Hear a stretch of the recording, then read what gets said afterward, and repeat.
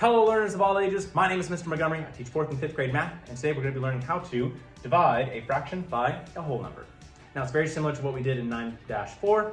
So we're going to be taking our original number of 2/3, and instead of dividing, we're going to be multiplying by the reciprocal of whatever 12 is. Now 12 is a whole number, can be written as 12 over 1. So the reciprocal of 12 over 1 is 1/12. Multiply straight across. 2 times 1 is 2. And 3 times 12 is 36.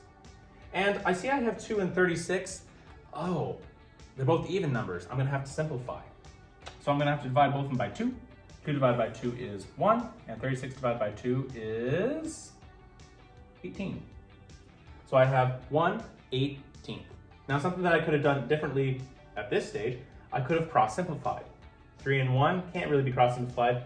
2 and 12. Well, let's do that over here. Let's cross-simplify those two numbers. So I cross out 2, cross out 12, divide by 2, divide by 2. There we go, let's do the division symbol there.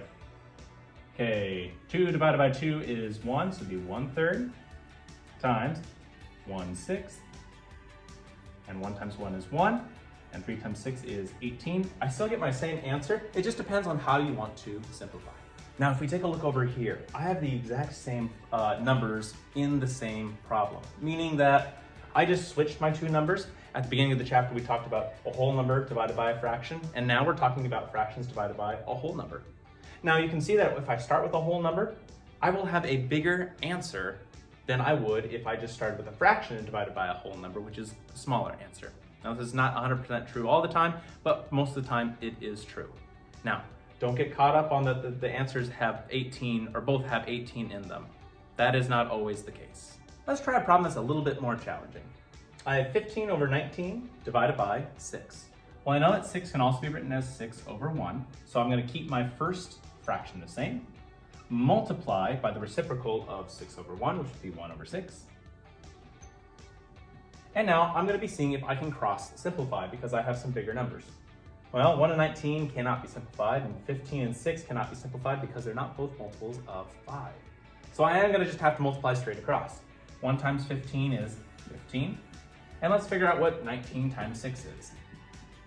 So 6 times 9 is 54. 6 times 1 is 6, plus 5, that's 11. So I have 114 and 15. Now I'm trying to see if I can simplify 15 over 114. And the only way to simplify 15 would be 1 and 15 and 3 and 5.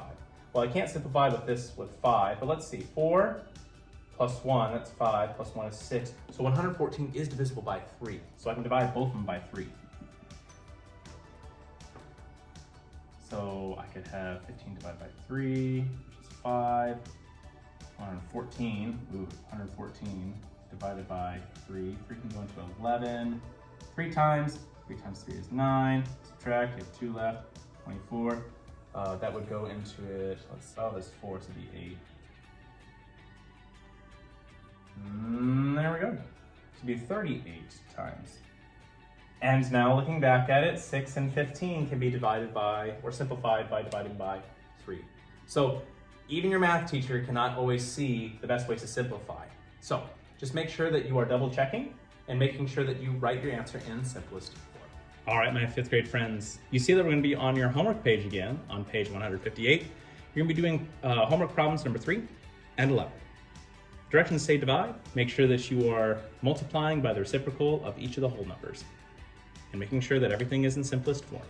If you have any questions on how to divide fractions by whole numbers, please let me know when you come to class tomorrow.